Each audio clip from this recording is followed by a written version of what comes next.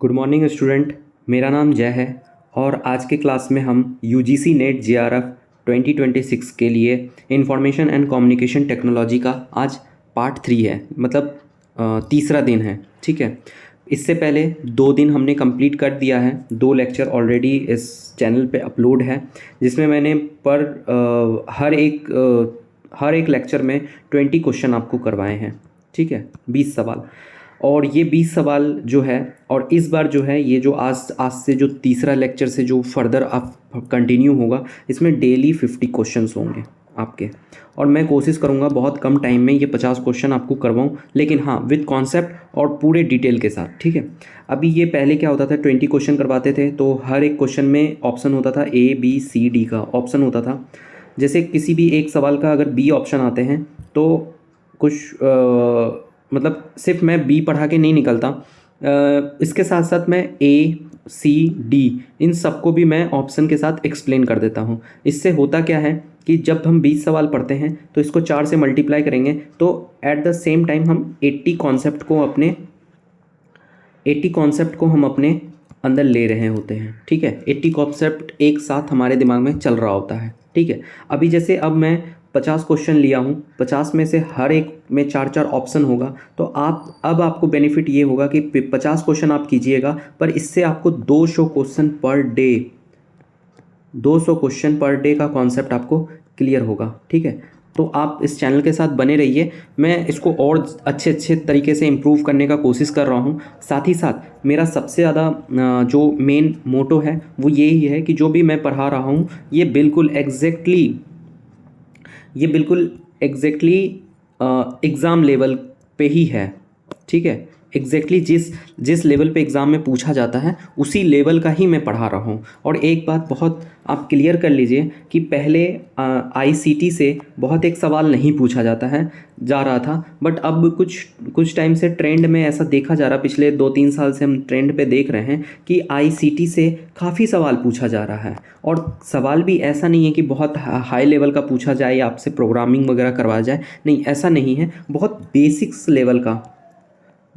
Level का जो है आपके पास सवाल आते हैं। ठीक है, बेसिक लेवल का सवाल आता है। तो इस हिसाब से अगर नॉर्मल भी अगर कंप्यूटर की आप तैयारी कर रहे हैं, आज के टाइम पे ऐसा कोई नहीं है कि जो कंप्यूटर ना चलाया हो और जो बिल्कुल कंप्यूटर के बारे में बिल्कुल ज्ञान नहीं रखता हो। ठीक है, आपने बचपन में कहीं ना कहीं कंप्यूटर चलाए होंगे तो आपको थोड़ा बहुत नॉलेज होगा, बस उस नॉलेज को आपको बस पॉलिश करने का ज़रूरत है और you are good to go. Okay, तो नाउ अभी क्या करेंगे, हम चलते हैं अपने सीधे सवाल पे और एक एक करके सवाल देखते हैं और सवाल के साथ अपना कॉन्सेप्ट क्लियर करते हैं। आइए, तो आज का पहला सवाल क्या कहता है, which protocol is use for secure communication over a computer network. ठीक है, तो पूछ रहा है कि कंप्यूटर नेटवर्क में सिक्योर कम्युनिकेशन के लिए हम कौन सा प्रोटोकॉल यूज़ करते हैं। अब इस बात को ध्यान रखिएगा, एक होता है सिक्योर और एक होता है अनसिक्योर। ठीक है, फर्दर हम बताते हैं इसको।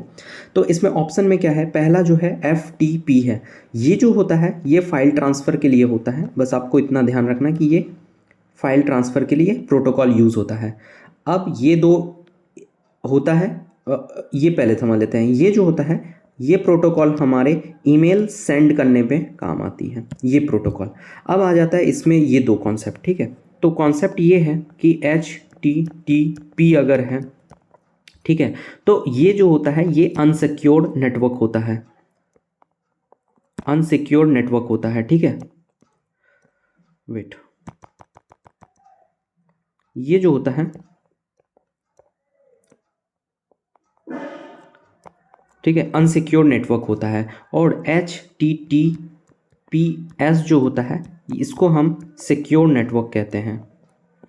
ठीक है, सिक्योर नेटवर्क कहते हैं। अब क्या है कि ये चीज़ कहाँ आता है, जब आप क्रोम ब्राउज़र ओपन करते हैं तो यहाँ पर गूगल आके था है और ऊपर में आपको टाइप करने के लिए आता है, ये होता है URL, इसको कहते हैं URL।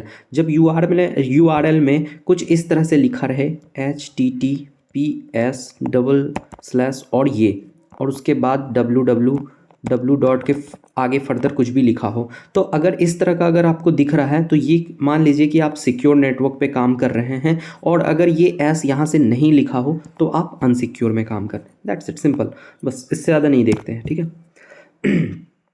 Which of the following is a volatile memory. हम काफ़ी टाइम से आपको वॉलेटाइल और नॉन वॉलेटाइल पढ़ाते जा रहे हैं कि क्या होता है। सिंपल आप समझिए कि वॉलेटाइल मेमोरी किसको कहता है। वॉलेटाइल मेमोरी उसको कहते हैं जो कि पावर ऑफ होने के बाद, पावर जब हमारा ऑफ हो जाता है, पावर कट हो जाता है, तो उसके अंदर का जो डेटा होता है वो लॉस्ट हो जाता है। क्या हो जाता है? लॉस्ट हो जाता है, ठीक है, उड़ जाता है। तो अगर ऐसा कोई मेमोरी है या फिर ऐसे कोई चीज़ में आप डेटा रखें और अगर मान लीजिए करंट चला जाता है तो उसका डेटा लॉस्ट हो जाता है, तो उसको कहते हैं वॉलेटाइल मेमोरी। सेम इसके अपोजिट होता है नॉन वॉलेटाइल मेमोरी, जिसमें पावर जाने के बाद भी डेटा लॉस्ट नहीं होता है। तो आइए ऑप्शन में देखते हैं कौन सा। जो रोम होता है, जो रोम होता है ये नॉन वॉलेटाइल होता है, क्योंकि ये पावर जाने के बाद भी इस पे जो मेमोरीज होती है ना वो फिर भी बना रहता है, ठीक है। उसके बाद फ्लैश मेमोरी भी एक नॉन वॉलेटाइल मेमोरी है। हार्ड डिस्क में आप जो भी रखते हैं, फ़ोटोज़, वीडियोज़, इमेजेस, सॉन्ग्स वगैरह जो भी रखता है वो करंट जाने के बाद जब वापस आता है तो वो एट इट इज़ उसी में रखा रहता है, इसलिए ये भी नॉन वॉलेटाइल है और ये भी नॉन वॉलेटाइल है। तो अपने पास ऑप्शन क्या हो गया? रैम। रैम जो है ये एक वॉलेटाइल मेमोरी है, ठीक है, जहाँ पर करंट जाने पे मेमोरीज ख़त्म हो जाती है। आइए नेक्स्ट सवाल पे चलते हैं। आज का क्वेश्चन नंबर 3 है, what does the acromion URL stand for. ठीक है, सिंपल सवाल है कि URL का फुल फॉर्म क्या होता है। अभी मैंने आपको URL का बताया कि URL कहाँ होता है, तो इसका सिंपल सा आप समझिए कि इसका फुल फॉर्म होता है यूनिफॉर्म रिसोर्स लोकेटर। ठीक है, कहाँ है? ये ऑप्शन 1, ठीक है, सिंपल। क्वेश्चन नंबर 4 देखते हैं, which device convert digital signal into analog signal. इसका जवाब आप बताइए, क्योंकि पिछले हम क्लास में ये आपको पढ़ा चुके हैं कि कौन सा डिवाइस होता है जो डिजिटल सिग्नल को एनालॉग सिग्नल में कन्वर्ट करते हैं। जस्ट 2 सेकंड का टाइम देते हैं, आप सोचिए। ठीक है, सोच लिए। अब देखिए इसका आंसर है मॉडम। ठीक है, मॉडम जो है क्या करता है, डिजिटल सिग्नल्स को एनालॉग सिग्नल में कन्वर्ट करता है। अब इसके अलावा देख लीजिए क्या क्या है इसमें। ऑप्शन में ये सब कुछ भी नहीं होता है, ठीक है, ये सब ऑप्शन ही गलत है, इसलिए मैंने इसके बारे में बताया नहीं। अभी देखिए राउटर क्या होता है, राउटर क्या काम करता है। राउटर जो है ये आपके क्या बोलते हैं, एक तरह से समझिए कि जो नेट चलाने के लिए जो राउटर का पैकेज होता है ना, पैकेट होता है ना, वो हम यूज़ करते हैं। ठीक है, जो स्विच है, स्विच हम कहाँ पर यूज़ करते हैं? LAN में, लोकल एरिया नेटवर्क में। ये LAN WAN मैं ऑलरेडी पढ़ा चुका हूँ, अच्छे तरीके से समझा चुके हैं। आप जिसको नहीं पता वो पीछे के वीडियो में देख लीजिए, ठीक है। अभी और ये जो मॉडम होता है ये तो आपको पता चल गया कि डिजिटल से एनालॉग में कन्वर्ट करते हैं। और ये जो हब है ना, ये ब्रॉडकास्ट में यूज़ होता है, BROADCAST, ब्रॉडकास्ट में यूज़ होता है। ठीक है, चलिए नेक्स्ट सवाल पे चलते हैं। क्वेश्चन नंबर 5 क्या कहता है, which software is use to manage computer hardware resource.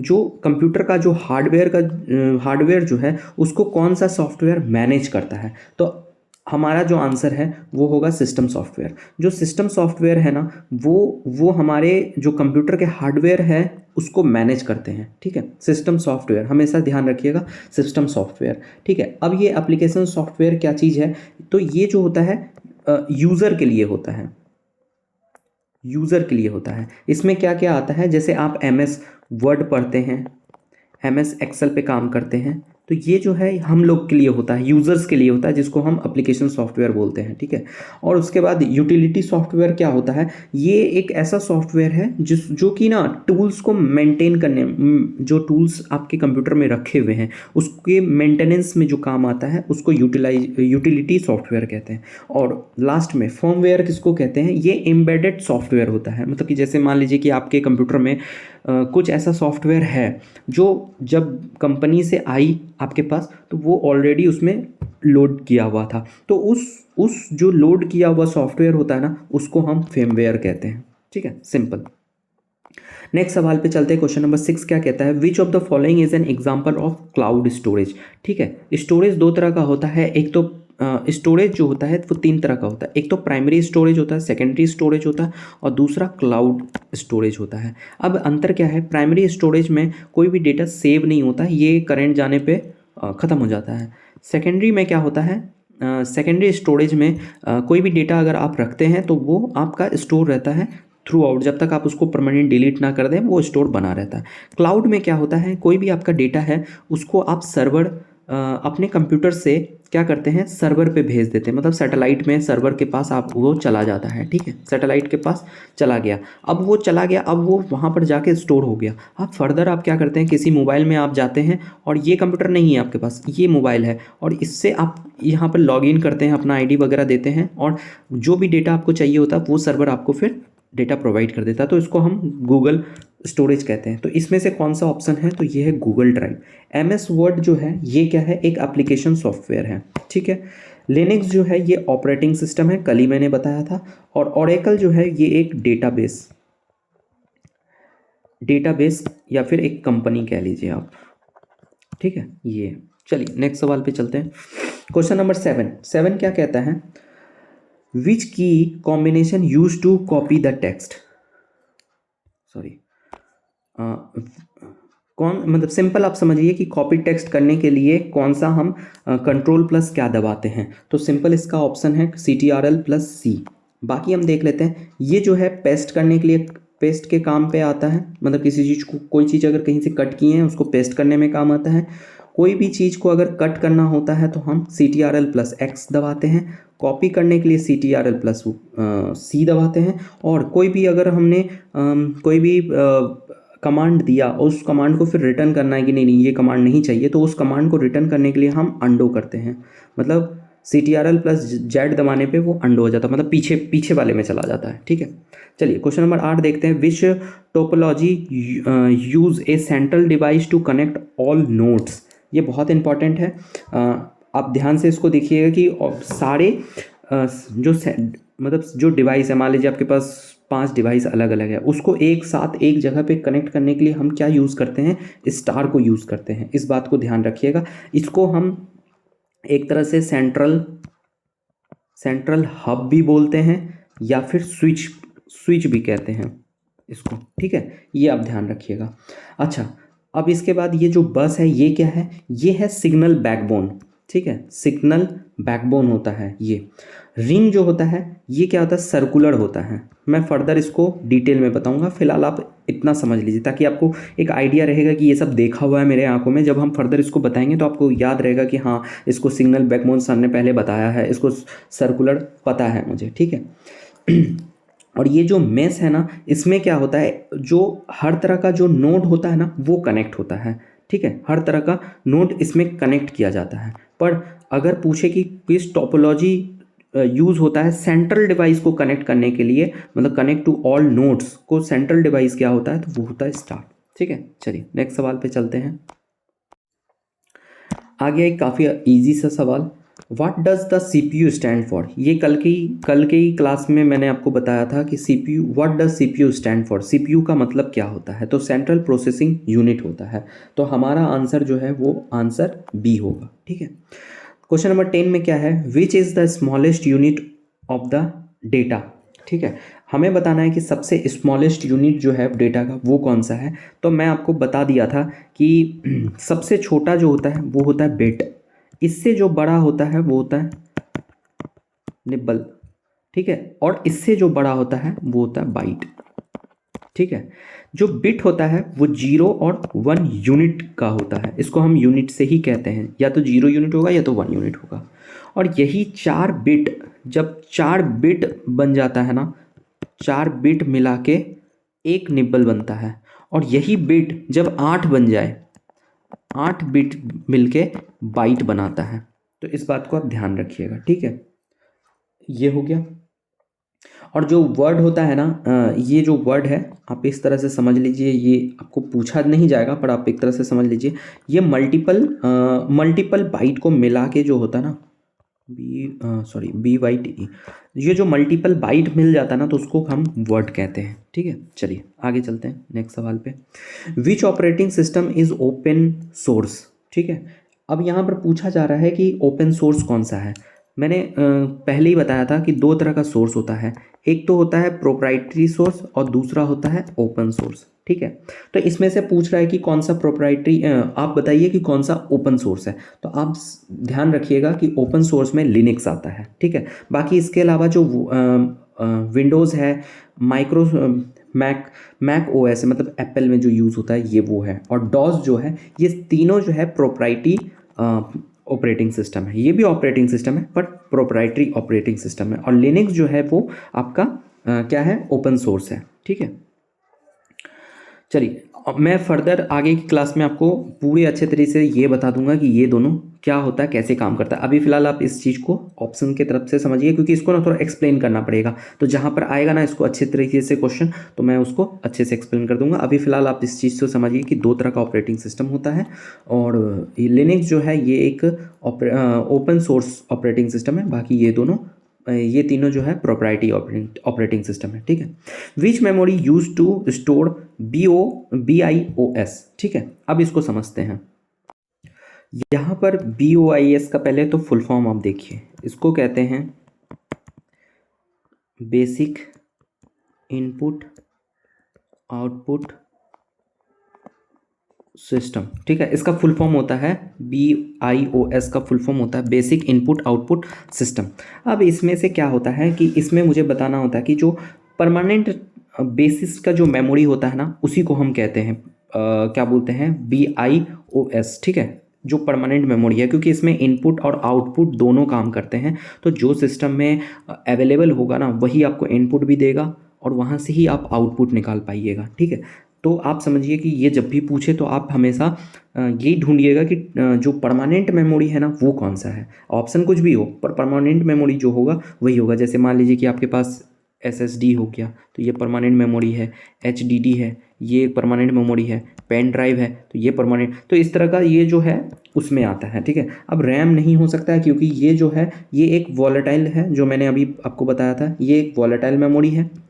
ये टेम्प्रोरी बेसिस पे एक मेमोरी होता है, और ये जो रजिस्टर होता है ना ये एक वेरी स्मॉल मेमोरी होता है। मैंने पिछली क्लास में इसको बताया है। तो मेरा आंसर क्या हो जाएगा, रोम। इसमें क्या होता है कि जो जो आप स्टोर कीजिएगा ना वो परमानेंट स्टोर होता है। ठीक है, इसीलिए इसको परमानेंट मेमोरी भी कहते हैं या फिर इसको सेकेंडरी मेमोरी कहते हैं। ठीक है, चलिए नेक्स्ट सवाल पे चलते हैं। क्वेश्चन नंबर 13 क्या कह रहा है, विच of the following is not an input device. बहुत इजी सवाल है, मतलब नॉट इनपुट का मतलब क्या है कि भैया हमें सीधा सीधा बता दो कि आउटपुट डिवाइस कौन सा है, यही ना पूछ रहा है। तो यहाँ पर आउटपुट जो डिवाइस है वो कौन सा है, वो जो है प्रिंटर। ठीक है, आप इस चीज़ को ध्यान रखना कि यहाँ पर इनपुट डिवाइस आप सीधा सीधी नहीं कर देना। अगर इनपुट डिवाइस कीजिएगा तो ये 3 आ जाएगा। ठीक है, तो ये पूछा नॉट इनपुट मतलब आउटपुट हमें बताना है। तो आउटपुट डिवाइस कौन सा है, प्रिंटर है। बाकी माउस, कीबोर्ड, स्कैनर ये सब इनपुट डिवाइस है, मतलब स्कैनर से हम स्कैन करते हैं और कंप्यूटर में डालते हैं। कीबोर्ड जो है वो कंप्यूटर को सिग्नल देता है, माउस भी कंप्यूटर को सिग्नल देता है। पर प्रिंटर क्या है, कंप्यूटर से सिग्नल जाता है प्रिंटर में और प्रिंटर मशीन प्रिंट करके देती है हमें। तो ये तो बहुत इजी सवाल है, इसमें क्या एक्सप्लेन करना। What is the function of firewall. ठीक है, फायरवॉल का क्या फंक्शन है वो हम समझते हैं।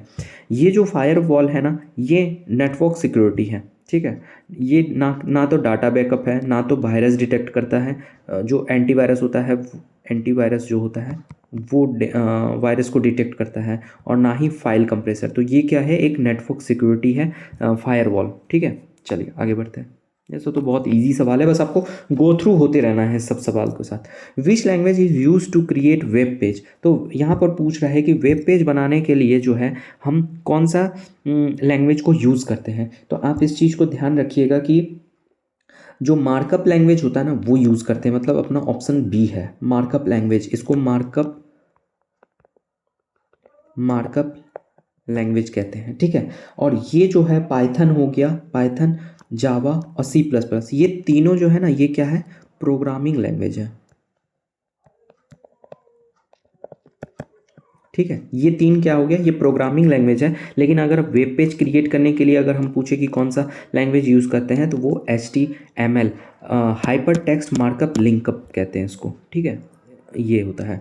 चलिए नेक्स्ट सवाल पे चलते हैं। 16 नंबर क्या बोलता है, विच device forwards data packets between network. तो डेटा पैकेट बिटवीन नेटवर्क्स, अब इसको अच्छे से समझते। चलिए अब इसको हम समझते हैं। पहले मैंने बताया था कि राउटर के बारे में मैं आगे बताऊंगा, तो ये वक्त आ गया है कि अब आप राउटर के बारे में समझिए, क्योंकि ये पूरा कॉन्सेप्ट आपको समझना ज़रूरी है। ठीक है, अब क्या होता है, इसका आंसर है राउटर। ठीक है, कि जो डेटा का पैकेट होता है ना उसको अलग अलग नेटवर्क के बीच में ट्रांसफ़र करते हैं। अब क्या है, पहले आप समझिए कि ये होता कैसे। पहले तो ये आप देख लीजिए, हब जो है ये ब्रॉडकास्ट के लिए यूज़ होता है। मैंने कई बार BROAD, ठीक है, ब्रॉडकास्ट के लिए यूज़ होता है, मैंने कई बार बताया आपको। जो स्विच होता है वो लैन के लिए यूज़ होता है, लोकल नेटवर्क के लिए होता है, नॉन लोकल एक्सेस नेटवर्क के लिए होता है, ये यूज़ करते हैं, ठीक है। राउटर मैं अभी आपको बताऊंगा। और दूसरा जो ब्रिज होता है ना, ये भी एक लैंड सेगमेंट का ही होता है, ये भी आपको पता चलेगा, ठीक है। फिलहाल अब हम बात करेंगे राउटर का, एक एक करके बात करेंगे। तो राउटर जो है ना, ये क्या करता है, ये आप सिंपली समझिए कि इंटर नेटवर्क काम करता है। ये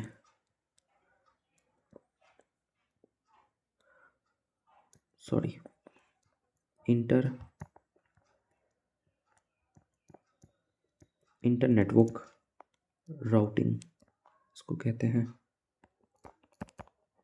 ठीक है, इंटर नेटवर्क राउटिंग कहते हैं। अब ये क्या होता है, जैसे आप समझिए कि जैसे आपको पता होगा कि मैंने जैसे लैन के बारे में बताया था कि एक फ़ोन है, किसी ऑफिस में फ़ोन रखा हुआ, उसको दूसरे ऑफिस, तीसरे ऑफिस, चौथे ऑफिस में, सेम बिल्डिंग में, ये अलग अलग ऑफिस में जब कॉल करना होता तो इसी लैन में हम क्या करते हैं, जब 8 प्रेस करते हैं तो यहाँ लग जाता फ़ोन, जब एक सिंगल बटन पे दबाते हैं, 9 दबाते हैं तो यहाँ लग जाता कॉल, और इसी में जब 1 दबाते हैं तो यहाँ लग जाता कॉल। तो ये जो है ये लैन की तरह काम करता है, मतलब लोकल एरिया नेटवर्क की तरह काम करता है। सेम जब हम नेटवर्क, मतलब कि जब हम इंटरनेट के वर्ल्ड में आते हैं, और इंटरनेट के वर्ल्ड में जब एक कंप्यूटर दूसरे कंप्यूटर से कनेक्ट करते हैं, जब एक कंप्यूटर अलग अलग कंप्यूटर को कनेक्ट करता है ना, डेटा जो पैकेट्स होता है ना, मतलब जैसे मान लीजिए कि कोई आपके पास इमेज है, ठीक है, उसको क्या करता है, कंप्यूटर सोचता है कि ये एक डेटा है और ये एक डेटा का पैकेट है, ठीक है, इसको मुझे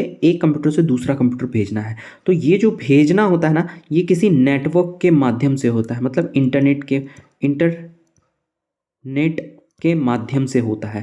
जैसे आप यहाँ हैं, यहाँ से आपने लखनऊ भेज दिया, यहाँ से आपने कानपुर भेज दिया, यहाँ से आपने पटना भेज दिया, इस तरह से होता है, दूर दूर के नेटवर्क को भेजते हैं, उसके लिए हमें राउटर का ज़रूरत पड़ता है। इसीलिए हमेशा ध्यान रखिएगा कि जो राउटर होता है ना, डेटा पैकेट्स को फॉरवर्ड करता है नेटवर्क्स के बीच में। मतलब कि मेरे पास एक राउटर है, उसके पास एक राउटर है, तो नेटवर्क, मतलब मेरे पास एक नेटवर्क है, उसके पास एक नेटवर्क है, तो ये जो राउटर है ना, ये राउटर एक सिस्टम करता है, आपके पास से डेटा उठा के किसी और के पास भेजता है, ठीक है। बस इससे ज़्यादा एक्सप्लेनेशन इसमें ज़रूरत नहीं है, जितना मुझे बताना था वो मैंने इसमें बता दिया।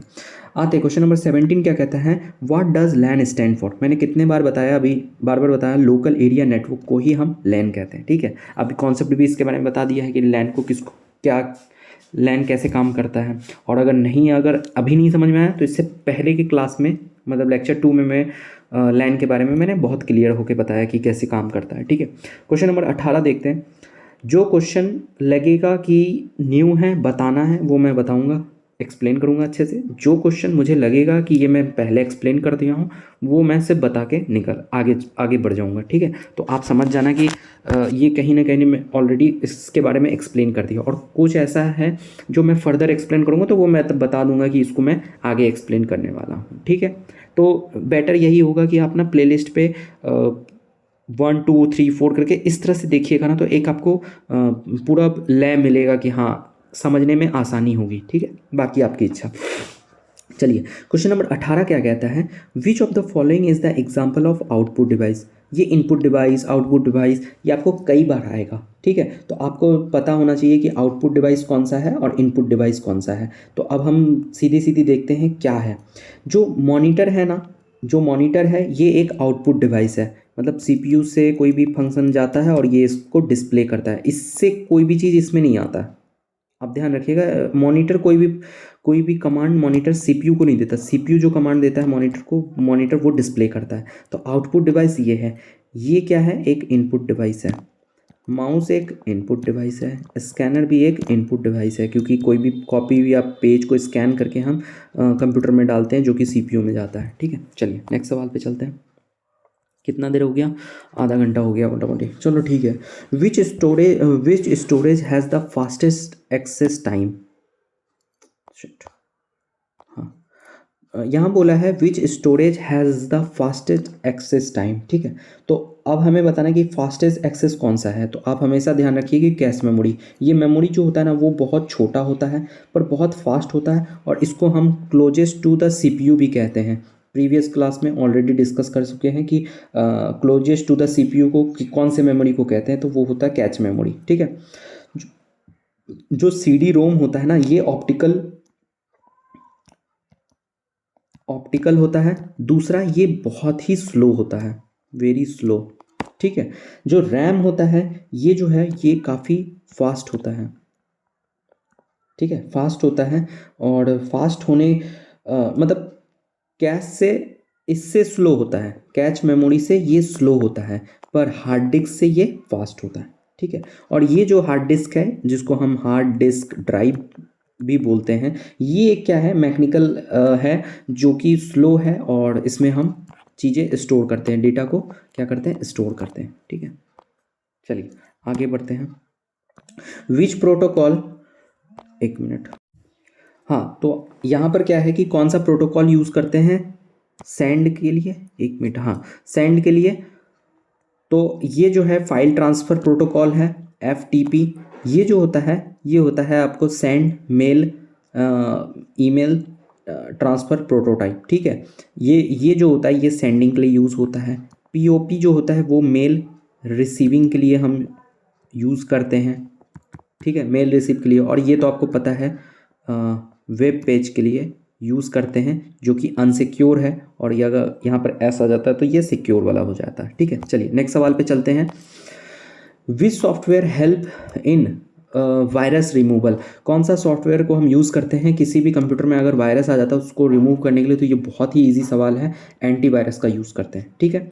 अभी देख लेते हैं कंपाइलर किसको कहते हैं। कंपाइलर कर ही पढ़ाए थे कि किसी भी हाई लेवल लैंग्वेज को हम कन्वर्ट करते हैं बाइनरी में, जो कि 0 और 1 होता है।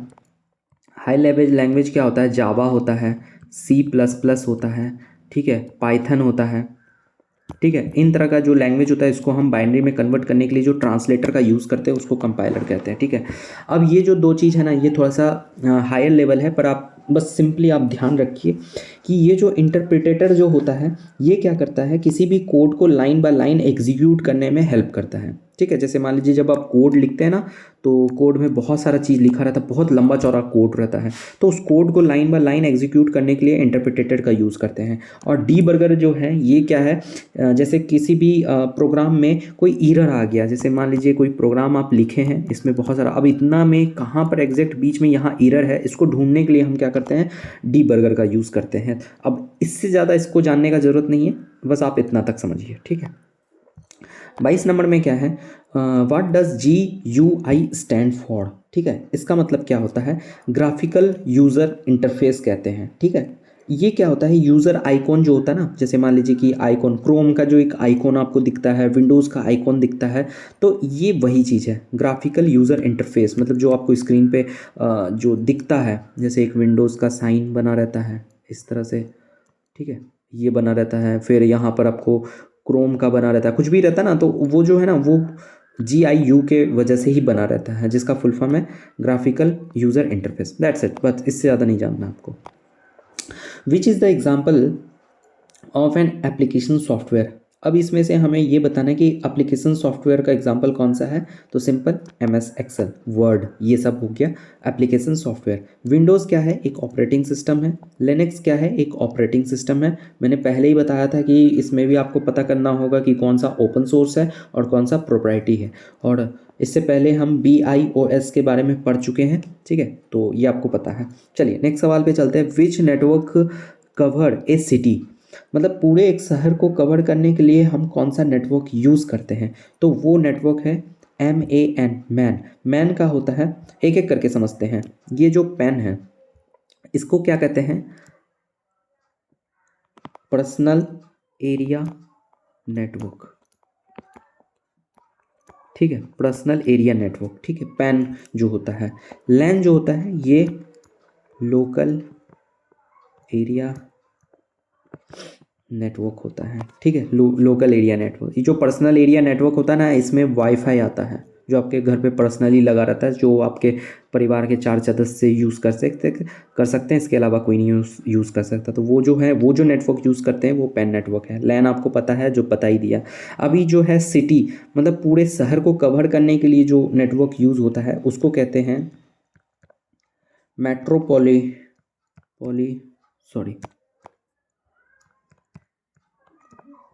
मेट्रोपॉलिटिशियन एरिया नेटवर्क।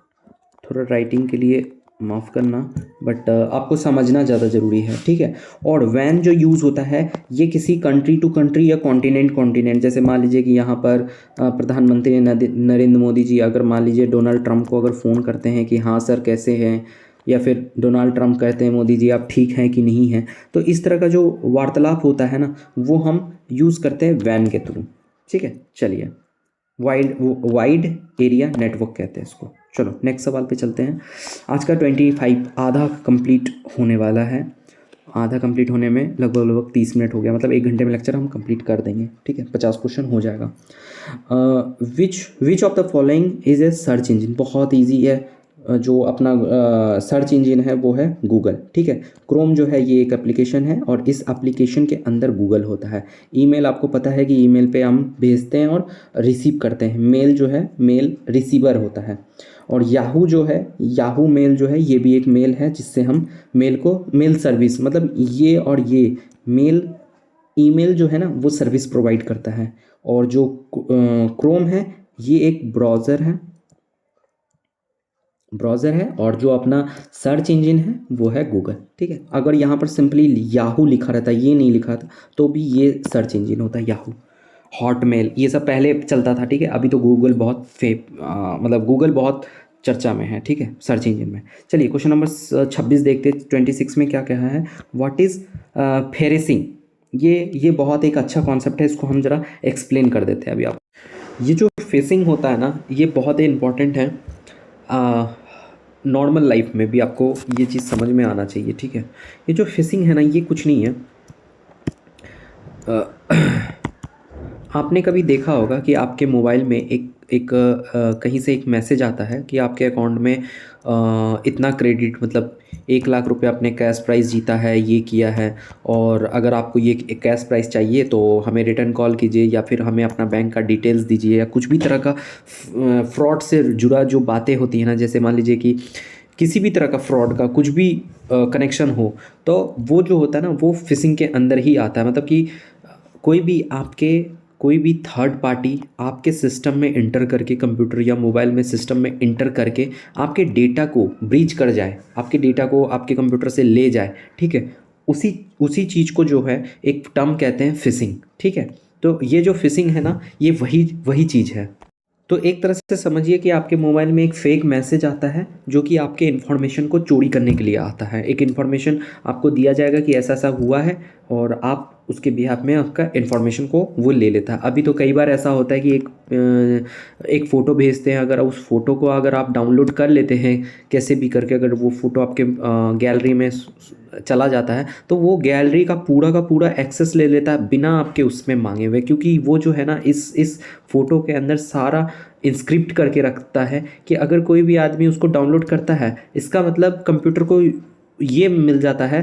पहले आपके पास क्या होता था कि पहले आपसे पूछता था, परमिशन मांगा जाता कि क्या मैं आपके फ़ोटो को एक्सेस कर पाऊँ, क्या मैं आपके गैलरी को एक्सेस कर पाऊँ, कॉन्टैक्ट को एक्सेस करना है, माइक्रोफोन को एक्सेस करना है, कैमरा को एक्सेस करना है, तो आप सबका परमिशन देते थे। पर ये क्या किया है, ये वायरस ने क्या किया, एक फ़ोटो बनाया, उस फ़ोटो में अगर उसने फ़ोटो में इस तरह से प्रोग्राम सेट किया कि अगर उस फोटो को डाउनलोड किया तो कंप्यूटर ये समझ जाए कि हाँ मुझे सब चीज़ का एक्सेप्ट एक बार में ही दे दिया। तो वो इस तरह से होता है। तो ये फ़ोटो जैसे ही किसी भी कंप्यूटर या मोबाइल में जाता है तो ये डाउनलोड करने के साथ साथ क्या होता है कि वो ऑटोमेटिक एक्सेस दे देता है, और जैसे एक्सेस दे देता है आपके मोबाइल या आपके कंप्यूटर से आपका डेटा चोरी हो जाता है, ठीक है।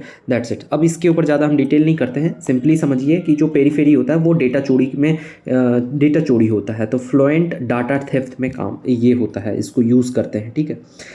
अच्छा, हार्डवेयर फेल्योर आपको पता है कि फिजिकल कोई भी चीज़ अगर टूट जाता है, माउस, कीबोर्ड, मॉनिटर, ये तो हार्डवेयर और सॉफ्टवेयर का क्या मतलब है? सॉफ्टवेयर उसको कहते हैं जिसको हम टच नहीं कर पाते हैं, हार्डवेयर वो है जो कि हम फिजिकल होके हम उसको टच कर पाते हैं। तो जैसे जो भी आपको फिजिकल दिख रहा है वो अगर टूट जाता है या फिर ख़राब हो जाता है तो उसको फेल्योर करते हैं, हार्डवेयर फेल्योर। डाटा इंक्रिप्शन क्या कहते हैं? किसी भी सिक्योरिटी मेथड को ही डेटा इंक्रिप्शन कहते हैं। अगर कोई मैसेज है वो अगर इंक्रिप्टेड है, दैट मीन कि उसका मैसेज इन टू इन, जैसे व्हाट्सएप पे लिखा है इन टू इन स्क्रिप्टेड, इसका मतलब कि वो सिक्योर मैसेज है, सिक्योर डेटा प्रोवाइड करता है। वायरस रिमूवल, आपको पता है कि वायरस जो है वो जैसे एंटीवायरस आप फंक्शन लगाते हैं और उससे आपको वायरस रिमूव होता है। चलिए नेक्स्ट सवाल पे चलते हैं। क्या होता है कि हम जब एक्सप्लेन करने बैठते हैं ना तो बहुत लंबा खींच देते हैं, जिसके कारण वीडियो भी लंबा हो जाता है। तो हम शॉर्ट करके थोड़ा थोड़ा बताते चलते हैं, ठीक है। चलिए नेक्स्ट सवाल बोलता है which memory is non volatile. अभी मैंने आपको बताया था कि नॉन वॉलेटाइल किसको कहते हैं? जो वॉलेटाइल कहते हैं जो टेम्प्रोरी के साथ उड़ जाता है, नॉन वॉलेटाइल उसको कहते हैं जो परमानेंट मेमोरी होता है। तो इसमें से आपको सिंपली देखना है कि यही एकमात्र परमानेंट मेमोरी है, बाकी सारा टेम्प्रोरी मेमोरी है। तो ये तो वॉलेटाइल हो गया और ये नॉन वॉलेटाइल हो गया, सिंपली, ठीक है। चलिए क्वेश्चन नंबर 28 क्या कहता है? What is the extension of MS word file, ठीक है। अब हर किसी का एक एक्सटेंशन फाइल होता है। मतलब आप जब देखिएगा किसी भी फाइल में आप जब सॉरी कुछ भी नेम वगैरह लिखते हैं और उसको, क्या हो गया ये चल क्यों नहीं रहा? हाँ, कोई भी नेम अगर आप लिखते हैं तो उसके पीछे एक डॉट लगा के एक्सटेंशन चलता है, PPT या फिर कुछ भी नेम आपने लिखा .docx, इस तरह से नेम चलता है। तो यहाँ पर ये पूछ रहा है कि माइक्रोसॉफ्ट वर्ड जो फाइल है उसका एक्सटेंशन क्या होगा, ठीक है। तो माइक्रोसॉफ्ट ऑफिस वर्ड में यूज़ करते हैं इसलिए डॉक्यूमेंट उसमें रखते हैं, इसलिए वो .docx आता है। PPT किसको कहते हैं? जो पावर पॉइंट में जो प्रेजेंटेशन बनाते हैं ना उसका एक्सटेंशन क्या होता है? .ppt। जो हम एक्सेल में काम करते हैं, स्प्रेडशीट में काम करते हैं और इसको जब सेव करते हैं किसी नाम से तो लास्ट में .xls आता है। तो ये जो है वो एक्सेल का होता है।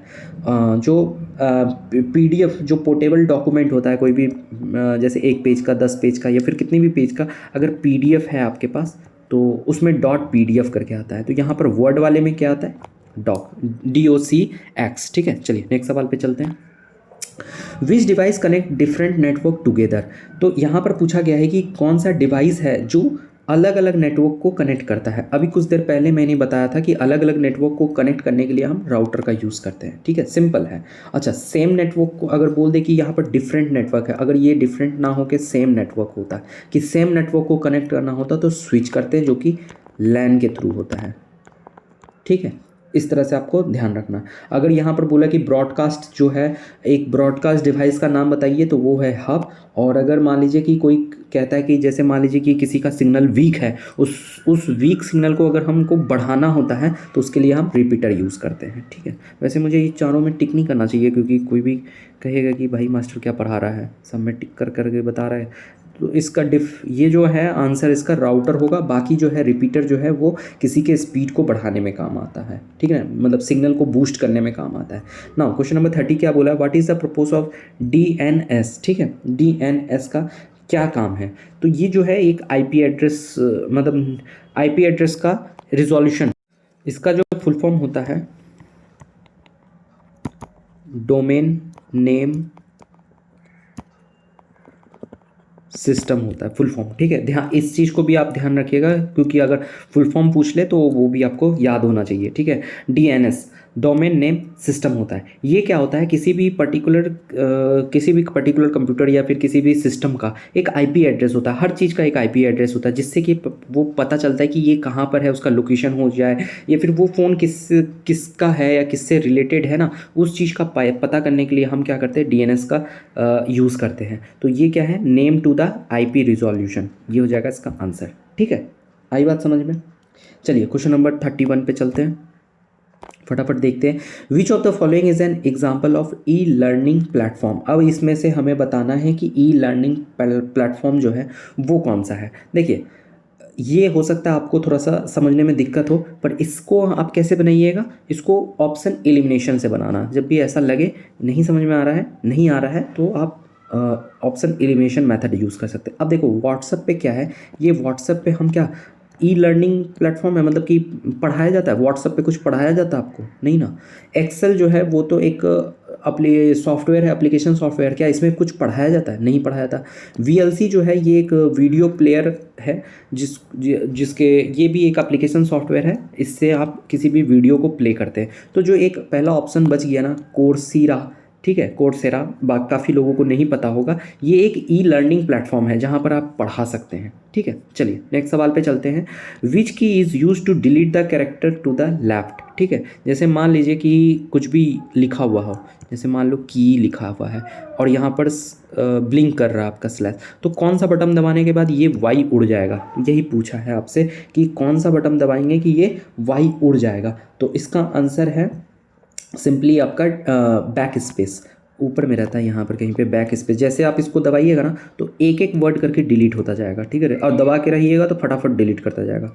अच्छा, डिलीट, ये जो डिलीट है ना, ये भी आप कंफ्यूज हो जाएंगे। तो डिलीट में क्या होता है कि किसी भी चीज़ को अगर आप सेलेक्ट करके रखें, मान लीजिए कि यहाँ से यहाँ तक को अगर आप सेलेक्ट करके रखें और डिलीट का दबा दीजिए तो ये पूरा उड़ जाएगा। और अगर बैक स्पेस यूज़ करते हैं तो एक यहाँ पर अगर कर्सर है तो एक एक करके डिलीट होता है। ठीक है, इंटर से क्या होता है कि कहीं पर आप लिख रहे हैं और वो चीज़ फिर से नीचे से यहाँ से न्यू शुरू होता है। शिफ्ट क्या होता है, दो किसी वर्ड के बीच में स्पेस देने के लिए हम शिफ्ट का यूज़ करते हैं ना। नेक्स्ट सवाल, विच protocol retrieves emails from server. अब ये जो है ये हम आपको कितनी बार बता चुके हैं कि कौन सा जो है वो हम ईमेल को रिसीव करने के लिए, रिट्रीव करने के लिए यूज़ करते हैं। देखिए, अगर ईमेल को सेंड करना रहा, अगर ईमेल को सेंड करना रहा तो हम क्या बोलते हैं, सेंडिंग ईमेल ट्रांसफ़र प्रोटोटाइप को यूज़ करते हैं। ठीक है, फाइल को अगर ट्रांसफ़र करना हो तो FTP यूज़ करते हैं। ये जो है ये वेब पेज है। ठीक है, और POP जो है ना, POP 1 2 3 कुछ भी हो, POP अगर है तो वो उससे हम मेल को रिसीव करते हैं। ठीक है, रिट्रीव करते हैं। नाउ क्वेश्चन नंबर 34 क्या बोल रहा है, व्हाट इज़ द बैंडविड्थ। ठीक है, ये काफ़ी इंपॉर्टेंट है। किसी भी ट्रांसमिट जो मतलब कि कोई भी डाटा, अगर मान लीजिए कोई डाटा है, इस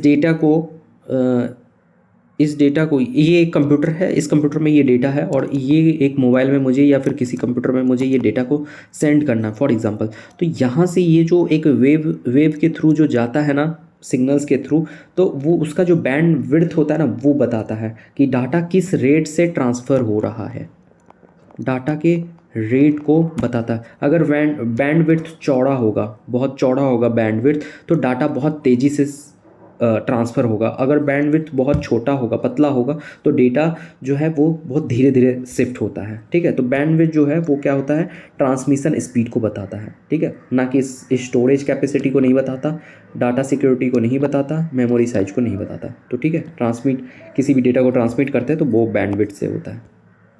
चलिए, क्वेश्चन नंबर 35 क्या कहता है, विच कंपोनेंट एग्जीक्यूट द इंस्ट्रक्शन। अब इसमें से हमें ये बताना है कि कौन सा कंपोनेंट है जो कि इंस्ट्रक्शन को देता है और इंस्ट्रक्शन लेता है। ठीक है, जैसे ये आपके पास कंप्यूटर है, ठीक है, ये आपके पास कीबोर्ड है और यहाँ पर माउस है। तो इसमें से आप बताइए कि कौन सा ऐसा चीज़ है जो कि एक तो डेटा लेता भी और डेटा को देता भी, मतलब एग्जीक्यूट करता है हर इंस्ट्रक्शन को। तो वो है सिंपली CPU, आप समझिए। ठीक है, सिंपली ये क्या बोलते हैं, CPU होता है।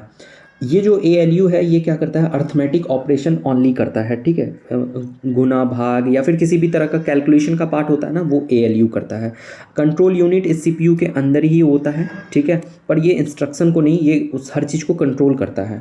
ठीक है, और रजिस्टर जो है ये एक टेम्प्रोरी बेस्ड स्टोरेज होता है। जैसे आप कोई भी चीज़ लिख रहे हैं तो आप देखे होंगे मोबाइल में, जब आप कोई चीज़ लिख रहे हैं तो लिखते लिखते वो ऑटोमेटिक ना वो ये करने लगता है, मतलब कि इसके बाद आप ये लिख सकते हैं, रिकमेंड करने लगता है वो चीज़। तो वो जो रिकमेंड कर रहा है वो कहाँ पर स्टोर होता है, वो रजिस्टर में स्टोर होता है। चलिए नेक्स्ट सवाल पे चलते हैं।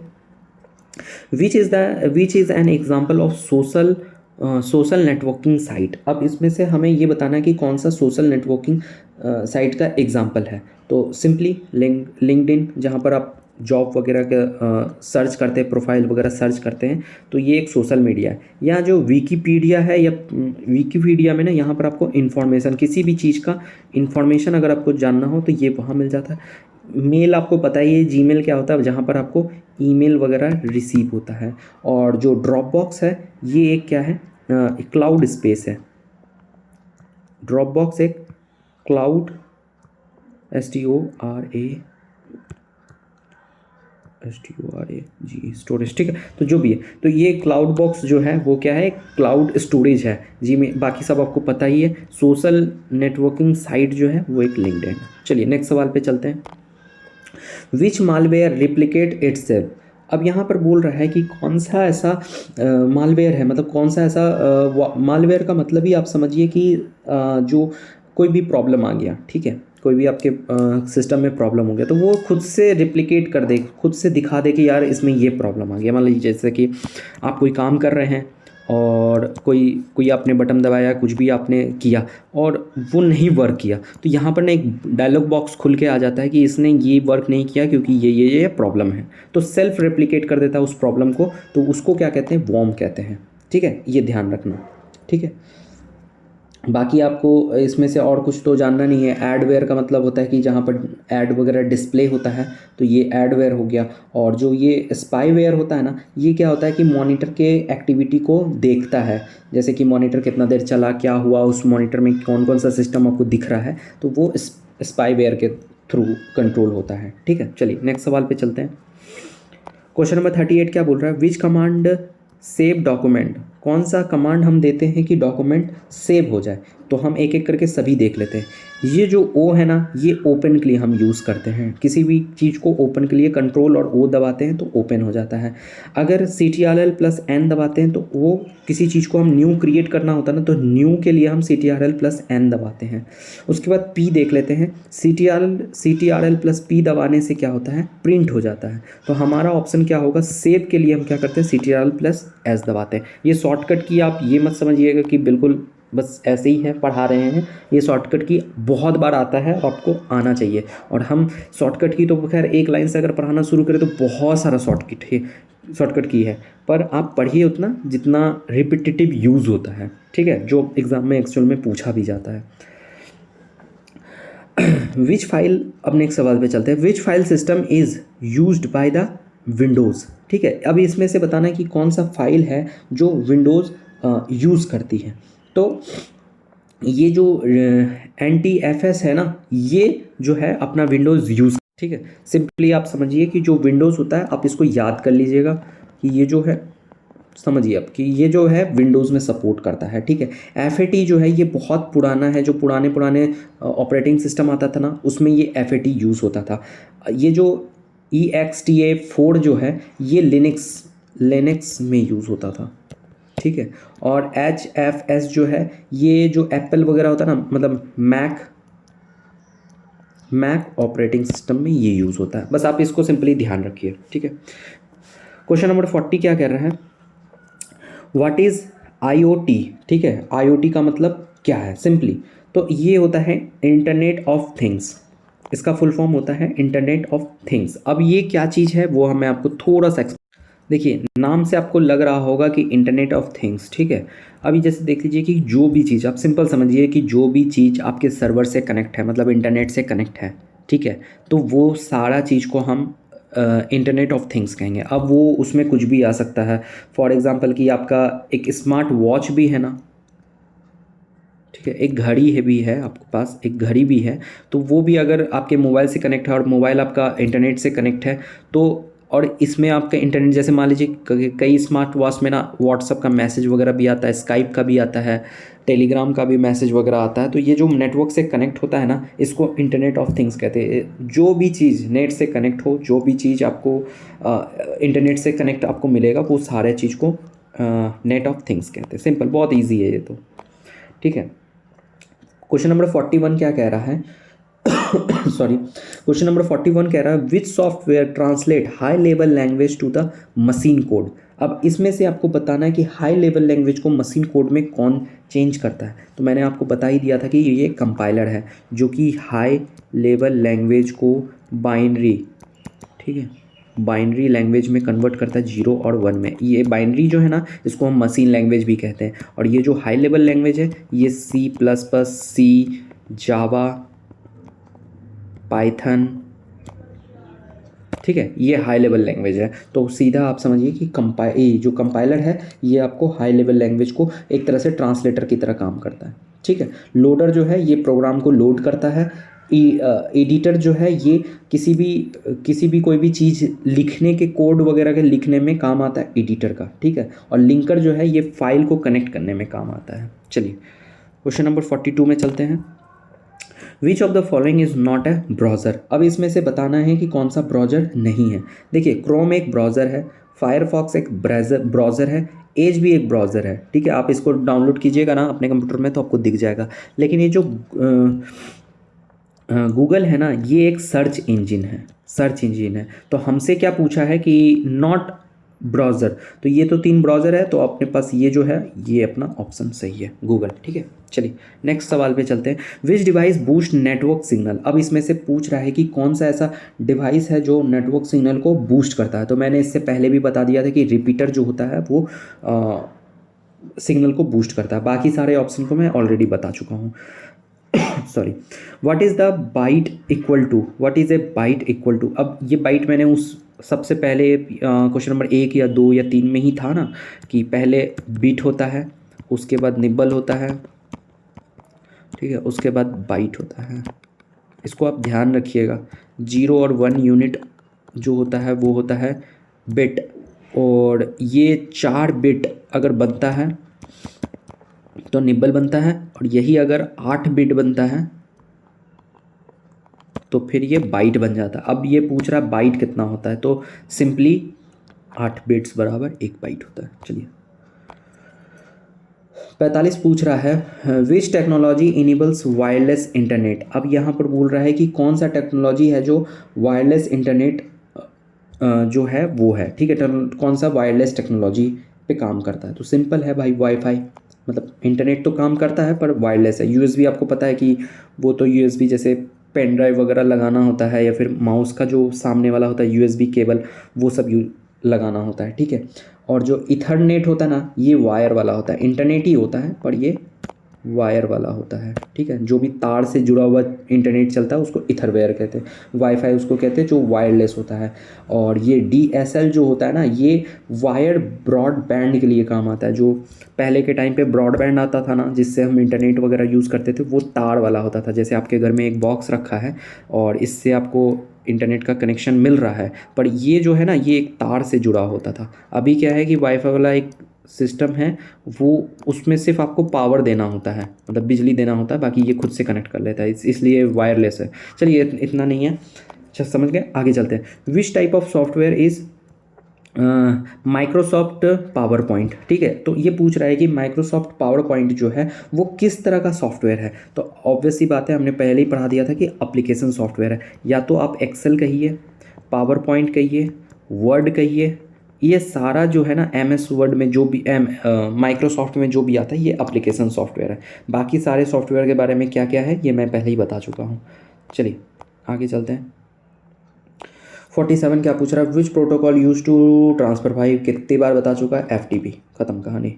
चलिए विच of the following storage temporary files. अब यहाँ पर बोल रहा है कि कौन सा टेम्प्रोरी फाइल, मतलब कौन सा ऐसा मेमोरी है जो टेम्प्रोरी फाइल को रखता है, टेम्प्रोरी बेसिस पे फाइल रखता है। तो वो मैं बिल्कुल बता चुका हूँ। जो कैच मेमोरी होता है वो बिल्कुल छोटा सा होता है, फास्ट होता है, पर बिल्कुल टेम्प्रोरी होता है। रोम जो है ये एक परमानेंट मेमोरी है, हार्डवेयर भी परमानेंट मेमोरी, और पेन ड्राइव भी अपना परमानेंट मेमोरी है। चलिए नेक्स्ट सवाल पे, आज का लास्ट 2 सवाल, ठीक है।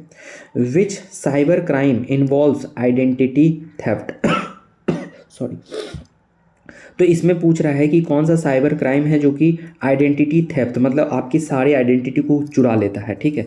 तो ये कौन सा है, फिशिंग, जो अभी आपको बताया मैंने, फ्रेजिंग। स्पैमिंग क्या होता है, कोई भी चीज़ बार बार आपके सिस्टम पे आ रहा हो, आपको परेशान कर रहा हो और वो चीज़ आपको इरिटेट हो रहा है, ठीक है, तो वो बार बार स्पैम करने के कारण से वो स्पैमिंग हो जाता है। हैकिंग हो गया कि पूरा सिस्टम का सिस्टम ही उड़ गया, अब आपके हाथ में कुछ है नहीं, आप कुछ भी दबा रहे हैं, कुछ काम नहीं कर रहा है, तो वो पूरा का पूरा कंप्यूटर ही हैक हो गया। पायरेसी क्या होता है, जैसे मान लीजिए कि किसी भी इलीगल चीज़ को कॉपी कर लेना, मतलब सॉरी, लीगल चीज़ को कॉपी करके इलीगल तरीके से बेच देना। जैसे आप सुने होंगे कि मूवी वगैरह आता है तो उस वो जो है टेलीग्राम पे या कहीं पे मिल ही जाता है, आपको पता ही है। तो जो टेलीग्राम पे मिलता है तो आप फ्री में डाउनलोड करते हैं और वहाँ से देख लेते हैं, ठीक है। तो ये जो है ना, ये क्या होता है, ये पायरेसी होता है, मतलब ओरिजिनल चीज़ को आप चोरी करके फिर उसको आप बेच रहे हैं करके इस तरह से। वैसे वहाँ बिकता तो नहीं है, पर फिर भी इसी तरह से ये प्राइवेसी ऐसे ही होता है, पायरेसी, सॉरी। क्वेश्चन नंबर 50 क्या कह रहा है, which storage device use laser technology. इसमें से कौन सा है जो कि लेज़र टेक्नोलॉजी को यूज़ करता है। तो ऑब्वियस सी बात है, पुराने ज़माने में सीडी और डीवीडी जो होता था ना, एक बॉक्स होता था, उसमें बॉक्स में से एक बॉक्स निकलता था, इसके ऊपर हम सीडी रखते थे और प्रेस करते थे, इसको दबा देते थे, ठीक है, और ये फिर अंदर चला जाता था। और यहाँ पर एक लेज़र लगा रहता है, यहाँ पर एक लेज़र लगा रहता है, जब ये पूरा घूमता है ना, गोल गोल गोल गोल गोल गोल घूमता है, तो इसको पूरा रीड कर लेता है और वहाँ से रीड करने के बाद फिर ये टीवी मॉनिटर जो भी है आपके पास वहाँ पर फ्लैश करता है। तो समझ में आ गई कि लेज़र टेक्नोलॉजी सिर्फ सीडी और डीवीडी में यूज़ होता है, बाकी किसी में नहीं होता। बाकी ये हार्ड डिस्क आपको पता है, पेन ड्राइव पता है, एसएसडी पता है, सब आपके कंप्यूटर में लगा रहता है, ठीक है। तो आज का ये 50 सवाल ख़त्म हुए और काफ़ी देर हो गया, कितना हो गया, मोटा मोटी 1 घंटा हो गया, ठीक है। पर फिर भी ठीक है, 50 क्वेश्चन 50 मिनट आप दे सकते हैं बिल्कुल। और इसको आप फास्ट फॉरवर्ड में देखना है, जैसे देखना है, बार बार रिपीट करके देखना। मैं तो इतना ही कहूँगा कि नोट्स वोट्स बिल्कुल मत बनाइए, आप लेक्चर को 2 बार 3 बार करके देखिए ना, तो आपको याद करना ज़्यादा, क्योंकि आपके ब्रेन आपके साथ एग्ज़ाम में आपका ब्रेन जाएगा, ना कि आपके नोट्स। सो बाकी आपकी इच्छा। बाकी आज के लिए ये क्लास समाप्त होती है। Thank you so much and stay tune. कल फिर 50 क्वेश्चन का सेट आएगा, आप उसके लिए तैयार रहिए। और कोई भी कंटेंट रिपीटेड नहीं होगा, कुछ कुछ होगा कि 1-2 क्वेश्चन, 5-6 क्वेश्चन जो है पिछले बार से हम रिपीट करके रखेंगे, बाकी सारे में न्यू क्वेश्चन होगा। और जो न्यू क्वेश्चन होगा उसको आप बार बार पढ़िएगा, तो उससे आपको रिवीजन होगा। शॉर्टकट की पे आप बहुत ज़्यादा कमांड बनाइए, क्योंकि ये सवाल अगर आप पूछे तो ऐसा ना हो कि आपके कॉम्पिटिटर वो चीज़ को बना ले और आप पीछे रह जाए उस चीज़ से, ठीक है, क्योंकि एक मार्क्स इज़ लाइक काफ़ी इंपॉर्टेंट, ठीक है। तो बाकी आपको पता ही है कि इस चैनल पे आपको 3 सब्जेक्ट बिल्कुल फ्री ऑफ कॉस्ट मिलता है, कोई भी उसके लिए आपको चार्ज पे नहीं करना है। आप आराम से सीखिए, मैं बिल्कुल एक एक चीज़ आपको सिखाऊंगा। तो एक तो हो जाता है DI, ठीक है, ये 2-2 सेट का, डेली 2-2 सेट करके DI आ रहा है, ठीक है। एक एक दिन छोड़ के आपका ICT आ रहा है, और एक एक दिन छोड़ के आपका रीडिंग कंप्रीहेंशन आएगा, ठीक है। तो अब इस तरह से ये ऑब्वियस सी बात है कि इसमें 5, और इसके मार्क्स अभी वेटेज मतलब 8 से 9 मार्क्स आप इसके समझ लीजिए, और RC के तो 5 से 7 मार्क्स तो आते ही हैं, ठीक है। तो आप इस तरह से समझ लीजिए कि आपके मोटा मोटी 15 और ये मोटा मोटी आप समझ लीजिए कि 20 से 22 मार्क्स, ठीक है। आप सिर्फ चैनल से जुड़े रहिए और डेली आप पढ़िए, आप अपनी तरफ से कंसिस्टेंस होके, ये मार्क्स कहीं नहीं गए। और इतने मार्क्स अगर यहाँ से आ जाते हैं ना, तो आप समझ लीजिए कि आपको पेपर 2 में बहुत आसान हो जाएगा, अगर पेपर 1 में आप अच्छे मार्क्स, अच्छे स्कोर आप कर ले जाते हैं, ठीक है। चलिए, बाकी अब आपकी मर्ज़ी, बाकी मिलते हैं कल आपसे, ठीक है। Have a nice day.